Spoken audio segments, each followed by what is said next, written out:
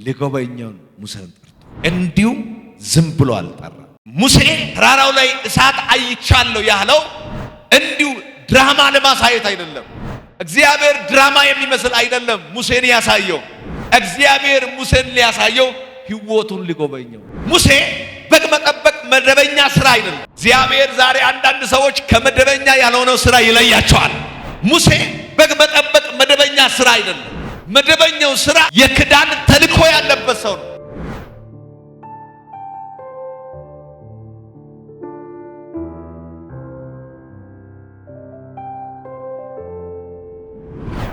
ኦሪት ዘጸአት ምዕራፍ 3 ቁጥር 2 ላይ እንደዚህ ይላል። እንደዚህ በሚል ሐሳብ ይህን የእግዚአብሔር ቃል በዚህ ማለዳ አስተላልፋለሁ፣ አገለግላለሁ። ለጉብኝት ተጠርተዋል ይላል። በዚህ ቦታ ለጉብኝት ተጠርተዋል ይላል።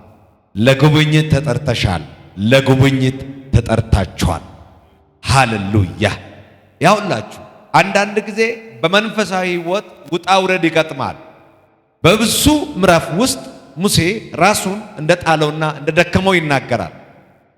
እሱ ብቻ አይደለም፣ ከእንግዲህ ወዲህ እግዚአብሔር ያስቀመጠው ጥሪ በሕይወቱ ላይ የሚቀጥል የሚመስል አልነበረውም።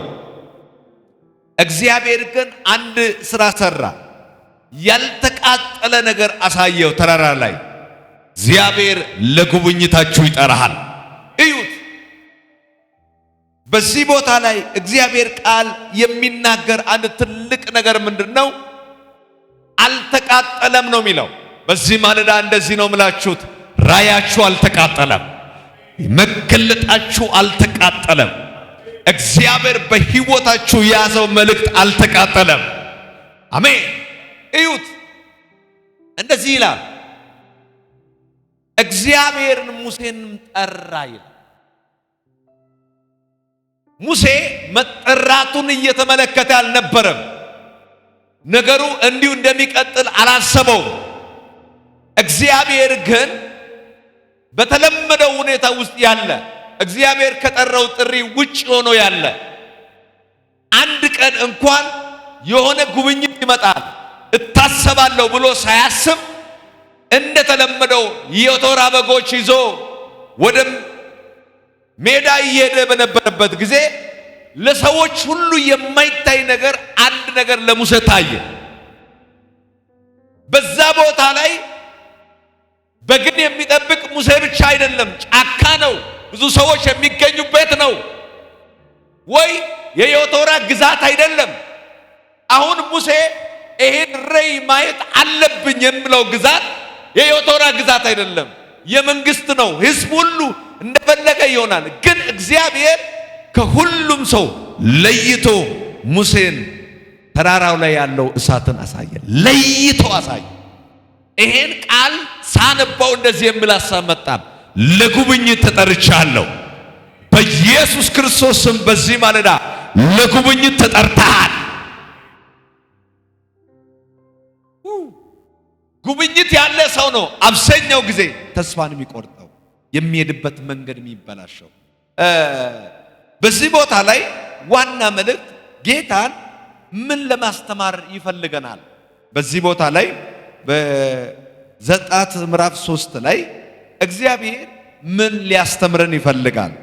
ምን ሊያሳስበን ይፈልጋል? ምን ልናገረን ይፈልጋል? በሕይወታችን ላይ እንግዲህ ሙሴ ከእግዚአብሔር ጋር በዚህ ቦታ ላይ እገናኛለሁ ወይ እግዚአብሔር ይገለጣል የሚል ተስፋ ዓላማ አላኖረም። ነገር ግን ምን ያስተምረናል ካላችሁት እግዚአብሔር በዚህ ዕለት ሕይወትን ሊጎበኝ ሙሴ ላይ አጀንዳ ይዘዋል። ሊጎበኘው፣ ሕይወቱን ሊጎበኘው፣ መንገዱን ሊጎበኘው፣ የሚሄድበት አቅጣጫ ሊጎበኘው እግዚአብሔር አጀንዳ ይዘዋል። በኢየሱስ ክርስቶስ ስም እግዚአብሔር ሊጎበኛችሁ ነው። አሜን፣ አሜን፣ አሜን። እግዚአብሔር ሊጎበኝሽ ነው። እግዚአብሔር በሕይወታችሁ በመንገዶቻችሁ ሊጎበኛችሁ ነው። እግዚአብሔር ሊጎበኘኝ ነው። ይህን ቃል ሳስበው እግዚአብሔር እኔን ሊጎበኘኝ ነው። መንገድን ሊጎበኘኝ ነው። ራእይ ሊጎበኘኝ ነው። የሚሄድበት አቅጣጫ ሊጎበኘኝ ነው። እግዚአብሔር ለጉብኝት ጠርቶኛል። አሜን። ሊጎበኘኝ ጠርቷል። ለጉብኝታችሁ ጠርቷል። ምንድነው በዚህ ቦታ ላይ የተለየው ነገር የተገለጠው? እግዚአብሔር በዚህ ዕለት ሕይወትን ሊጎበኘውን ሙሴን ጠርቷል።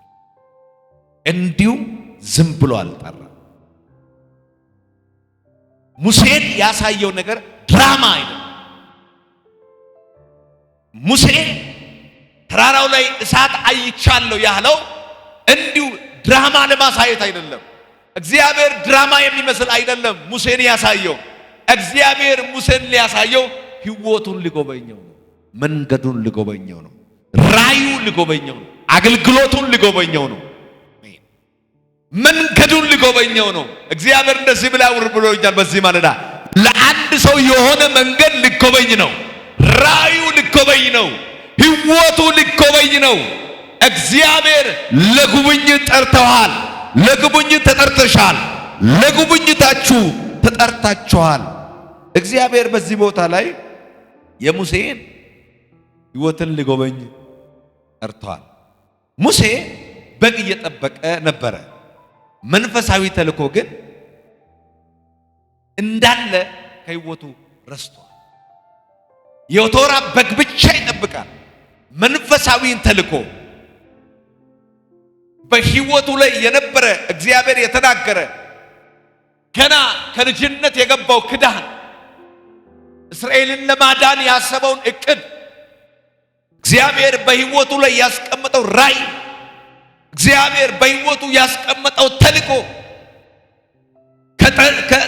ተጽዕኖ ስለበዛበት ረስቷል። መደበኛ ስራ ሙሴ ያደረገው ምኑን መጠበቅ ነው? በጉን መጠበቅ። መደበኛ ስራ ሙሴ በግ መጠበቅ መደበኛ ስራ አይደለም። እግዚአብሔር ዛሬ አንዳንድ ሰዎች ከመደበኛ ያልሆነው ስራ ይለያቸዋል።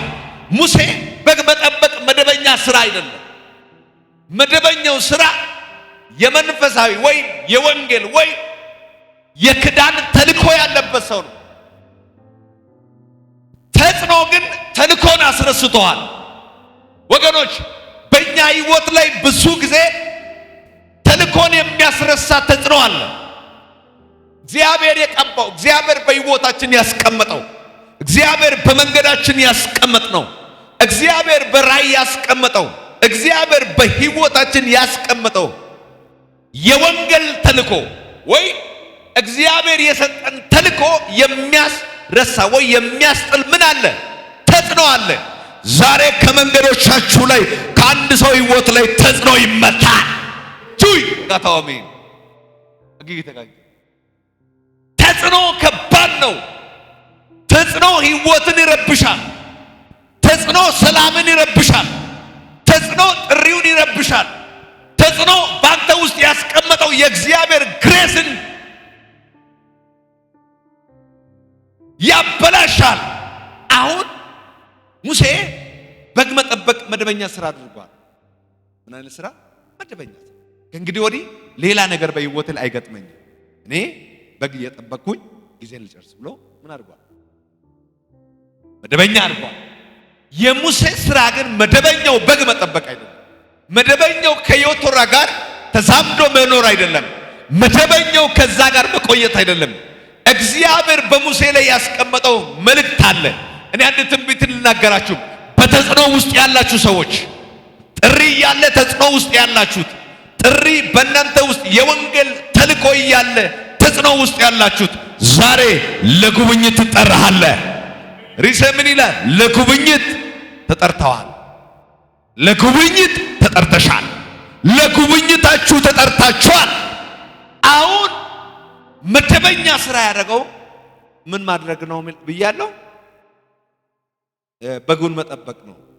ነገር ግን መንፈሳዊ ወይ የወንጌል ተልእኮ እያየ አልነበረም። ነገር ግን እግዚአብሔር በተራራው ውስጥ ላይ ተገለጠ። አሁን የሆነ ያለ ተልእኮ ከሚኖርበት አቅጣጫ ምን የሚያደርግ የሚለይ በተራራው ላይ ምልክት ታየ። በኢየሱስ ክርስቶስ ስም እናገራለሁ። ዛሬ ከተጽዕኖአችሁ የሚያወጣ ምልክት ይታያል። ከተጽዕኖሽ የሚያወጣ ምልክት ይታያል። አንድ ሰው ከኔ ጋር ይታያል ይበል እባክህ። እግዚአብሔር አለኝ ይሄን ቃል ተናገር።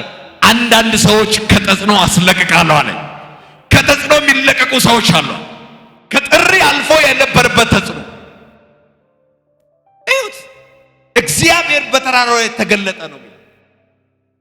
እግዚአብሔር የተገለጠው ለምንድን ነው? እንደ ባለፈው ልምምድ ውስጥ እንዲቀጥል አይደለም። እንደ ባለፈው መንገድ ውስጥ እንዲቀጥል አይደለም። እግዚአብሔር የተገለጠበት ትልቁ ምክንያት ምንድነው? ሙሴን ከዮቱራ በጎችና ጥሪውን ጥሎ ከሚኖርበት ከተጽዕኖ መካከል ልለየው ነው። እግዚአብሔር እንደዚህ አለኝ፣ ለጉብኝት ስጠራችሁ ከተጽዕኖአችሁ አስለቅቃለሁ ብሏል። አሜን። ጉብኝት ለማየት መንፈሳዊ ንቃት ያስፈልጋል። ምኑን ለማየት? ጉብኝትን ለማየት መንፈሳዊ ንቃት ያስፈልጋል። መንቃት ያስፈልጋል። መንፈሳዊ መንቃት ያስፈልጋል። የተኛ ሰው ጉብኝት ማየት አይችልም። ወዳጆች በሕይወታችሁ ላይ ሙሴን እንደደረሰው ዕጣ ክፍል አይነት ጉብኝት እንድረስ ከፈለጋችሁት መንፈሳዊ ንቃት ያስፈልጋል። በጎቴው ባኮሸስ ጉብኝት ያቆይኩ መንቃት በሉት። እሺ አንድ ጥያቄ ልጠይቃችሁ። አሁን 3 ሰዓት አካባቢ ነው እዚህ ናችሁት። ከምሽቱ 10 ሰዓት አካባቢ የት ላይ ናችሁ? ባልጋ ላይ። ምን ሆናችሁ? ማን ነው ያነቃው?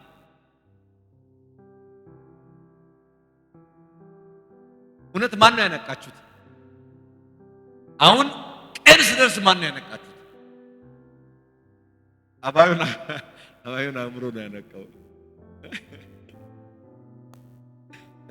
ልክ ነው። ዝም ከምትል ያንተ ይሻላል። ልክ እኮ ነው። አእምሮ ነው ያነቃው። ምን ብሎ ምሽት አልፎ አሁን ቀን እንኳን ተኛ ነው ብል እንደ ምሽቱ አልጋ አይመችም አይደል? ቀን ላይ ሰነፍ ሰው ቀን ላይ በደንብ ይተኛል። እዩት። ቀን ሲሆን ራሱ ስለ ቀን የሚያውጀው ቀን መጥቶ ስለ ምሽት እንቅልፍ ምሽት በነበረበት ሰዓት ሙሉ ሽሮ ቀን ሲሰጥ አንተ በቀን ላይ ማንም ሳያነሳ ምን ትሆናለህ? ትነሳ። ያውላችሁ ጉብኝት የሚፈልግ ሰው መንፈሳዊ ንቃት ያስፈልጋል። ከተኛበት መንቃት አለበት። ተልኮን ከጣለበት መንቃት አለበት። ብዙ ሰዎች ራእይ ውስጥ፣ ብዙ ሰዎች መንገድ ውስጥ የእግዚአብሔር ጥሪ አለው። ነገር ግን ጥሪን ጥሎ ተኝቶ ነው ያሉት። ሙሴ እግዚአብሔር ለወንጌል ተልኮ የጠራ ሰው ነው፣ እንደ ሌላ ሰው አይደለም። ነገር ግን ከተጽዕኖ የተነሳ ግብፅ ላይ መንገድ ላይ በሚሄድበት መንገዱ ፈተና ለፈተና ብቻ ስለሆነ የቶራ በጎችን እየጠበቀ ሙሴ ተኝቷል። እግዚአብሔር ግን ተራራው ላይ ተገለጠ። እኔ አንድ መልእክት አለኝ ለአንድ ሰው ዛሬ እግዚአብሔር ይገለጣል። አሜን፣ ይገለጣል።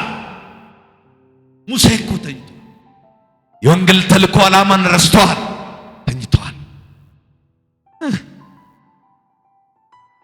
ምን አለው? ይህ ትልቅ ራእይ ነው፣ ልመለከተዋል። ሙሴ ምንድነው? ራእይ ነው አለ።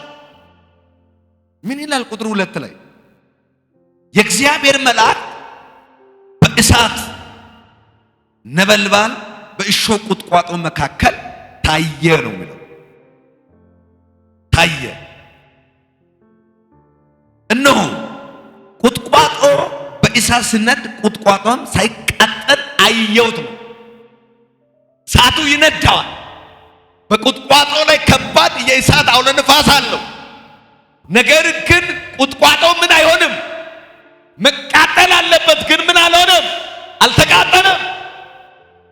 እሳቱ ይነዳል፣ ቁጥቋጦ አልተቃጠለም። ሙሴ ምን አለው? ይህ ምንድነው አለ? ትልቅ ራእይ ነው። ልዩ አለው።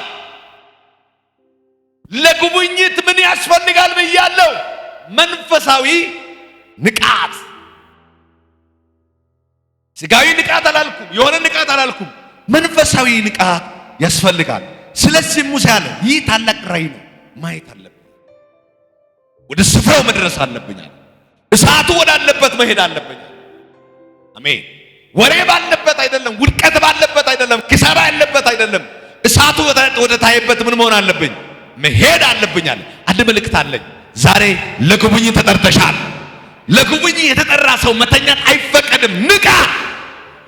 ስለዚህ ነው ቃሉ አንተ የምተኛ ከሞታንም ክርስቶስ ያበራልሃል የተባለ። ንቃ። ተራ አይደለም መንፈሳዊነት። መንፈሳዊነት በጎሳ የሚለካ አይደለም። መንፈሳዊነት ስለተኛን የሚቀር አይደለም።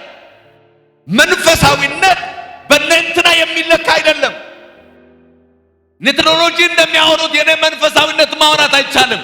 እግዚአብሔር ብሎሃል፣ ለጉብኝት ጠርቻለሁ ብሎኛል። ልጆች ንቁ ብሎሃል። ለጉብኝት ምን ያስፈልጋል? መንቃት ያስፈልጋል። መነሳት ያስፈልጋል።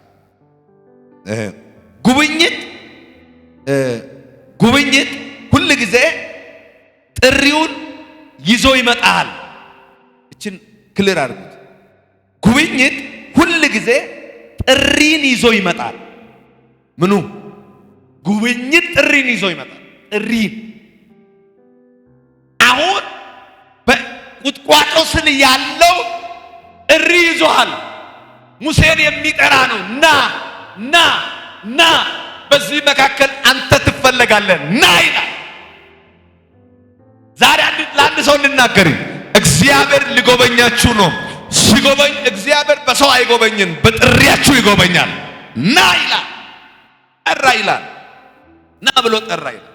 ይጠራል።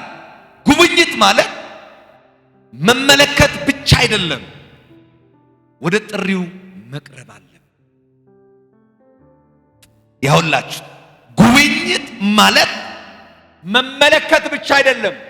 ሙሴ መጀመሪያ ምን ሆኗል ይላል? አየ፣ ተመለከተ ነው ምለው። ስለምኑ? ስለ እሳቱ፣ ስለ ቁጥቋጦ በዛ ውስጥ በተራራ ውስጥ ያለው ምን ሆነ ይላል? አየ ነው የሚለው። አየ ነው የሚለው። ይኸውላችሁ ጉብኝት ማለት መመለከት ብቻ አይደለም፣ ወደ ጥሪው መቅረብ አለብኝ። አሁን ብዙ ሰዎች እኔ ነቢይ ነኝ፣ እኔ ውስጥ እኮ የነቢይነት ጸጋ አለኝ ብሎ ማየት ብቻ ያያሉ። ማየት ብቻ። እኔ ውስጥ እኮ ጥሪ አለኝ፣ እኔ ውስጥ እኮ እንደዚህ አለኝ፣ እኔ ውስጥ እኮ ቅባት አለኝ፣ እኔ ውስጥ እኮ ግሬስ አለኝ፣ እኔ እኮ ስጸልይ አጋንንት ይጮኻል፣ እኔ እንደዚህ ሰው እኮ እንደዚህ ይሆናል። እንደዛ ብቻ ሰው ይላል። አይ ጥሪውን መመለከት ብቻ አይደለም፣ መጠጋትን ይጠይቃል። መመለከት ብቻ አይደለም፣ ማየት ብቻ አይደለም። ምኑን ይፈልጋል? መቅረብ፣ መጠጋት። ስለዚህ ነው ኢየሱስ ቀርቤ ሳለኝ ምን አድርጉኝ? ንኩኝ፣ ጥሩኝ። ስለዚህ ጉብኝት ማለት መመለከት ብቻ አይደለም፣ ወደ ጥሪው መቅረብ ነው። ጉብኝት ቅድስናን ይጠይቃል። እቺ ጉብኝት የምትባል ቃል ምኗን ትጠይቃለች? ቅድስናውን ይጠይቃል። በዚህ እየተጨማለክ በዛ እየኖርክ አትጎበኝም። እግዚአብሔር ለአንድ ሰው ጉብኝት ስጠራ ከዛ ሰው ሕይወት ምን ይፈልጋል? ቅድስናውን ይፈልጋል። አሜን። ቅድስና ያኑረን። አሜን። ቅድስና ያኑረን። ጉብኝት ምን ይፈልጋል? ቅድስናን ይፈልጋል። ስለዚህ ነው ሙሴን ምን ያለው? ጫማይን ከእግር አውጣ ነው ያለው። ጫማይን ከእግር አውጣ ነው ያለው። አንተ የቆምክበት ስፍራ ምን የሆነች ቦታ ነው? የተቀደሰች፣ የተዋበች፣ ክብር ያለባት ቦታ ነው። አንድ ጥያቄ ልጠይቃችሁ ባካችሁ፣ ይህን ለኔ መልሱልኝ። መሬት ተራራ ይበልጣል ወይስ ሰው ይበልጣል? ለእግዚአብሔር። ኢየሱስ ግን ሙሴን ሲያወራ ምኑን ነው ያለው? ተራራው። አንተ የቆምክበት ስፍራ ሰው ይበልጣል ወይስ ተራራ መሬት ነው የሚበልጠው? አይደለም፣ ልንገራችሁ፣ የእግዚአብሔር መንፈስ አንድ ቦታ ላይ ካረፈ ያ ቦታ የተቀደሰ ነው። ያው ነው የእግዚአብሔር ትልቁ መልእክቱ። ስለ ሙሴም አይደለም፣ ስለ ተራራውም አይደለም፣ ስለ መሬቱም አይደለም። በዛ ቦታ ላይ ግን የማን መንፈስ አርፏል? እግዚአብሔር እዚህ ቤተክርስቲያን ካረፈ፣ እግዚአብሔር ስትሄዱ የሆነ መንገድ ላይ ካረፈ፣ እዛ ቦታ እግዚአብሔር መገኘት ካለ ያ ቦታ ምኑን ይፈልጋል? ስለዚህ ሙሴን ምን አለው? የቆምክበት ስፍራ የተቀደሰ ነውና ጫማዬን ከእግሬ አውጣ፣ አውልቅ። ለጉብኝት ተጠርተሃል። ጉብኝትን የሚከለክለው ነገር ምን አድርግልህ? አውልቅ። እግዚአብሔር ለጉብኝት ተጠርቶ ጉብኝትን የማይመጥን ነገር ከላያችን ላይ ይውጣ። ትዝላችኋል? አንድ ጊዜ ኢያሱን ሰይጣን ሲከሰው ልክ ነው ክህነትን ሊሰጥ ይችላል፣ ልክ ነው የተመረጠ ሰው ሊሆን ይችላል፣ ልክ ነው ክብር ያለ ሰው ሊሆን ይችላል። ሰይጣን ደግሞ ምን አለው? ልክ ነው አንተ የምትለው ግን የለበሰው ልብስ ምኑን አይመጥነውም። እሱ ያለበት ቤተ መቅደስን አይመጥነዋል። ኢየሱስም እንደዚህ አለው፣ ይህን ከእሳት ያመለጠ ትንታክን ልትከሰኝ አትችልም። አሁን ቶሎ ኢያሱ የለበሰውን ልብስን ምኑን አውልቀው ይቀየር አለው። አሜን። እግዚአብሔር የተቀደሰበት ቦታ ሲኖር ከኛ መውጣት ያለበት ነገር አለ። እግዚአብሔር ምኑን ይፈልጋል ብያለሁ? ቅድስናውን ይፈልጋል። ጉብኝት የህይወት ጩኸትን ይመልሳል። የእግዚአብሔር ጉብኝት በህይወት ላይ ወይ የህይወት ህመም ወይ በህይወት ላይ የምትጫወው ጩኸትን ይመልሳል። ትዝላችኋል ያለው እግዚአብሔር የህዝብን መከራን አይቻለሁ ሙሴን ስጠራ። ትዝላችኋል? የህዝብን መከራን ጩኸትን አይቻለሁ ሰምቻለሁ። ወዳጆች ጉብኝት የህይወትን ህመምን ይመልሳል። ጉብኝት የህይወታችሁን ጩኸትን ይመልሳል። ጉብኝትሽ በህይወትሽ ያለው ህመማችሁን ይመልሳል። እስቲ አንድ ሰው ከኔ ጋር ጉብኝት በሉት፣ ህመምን ይፈውሳል በሉት። የህይወትን ህመምን ይፈውሳል። አሜን።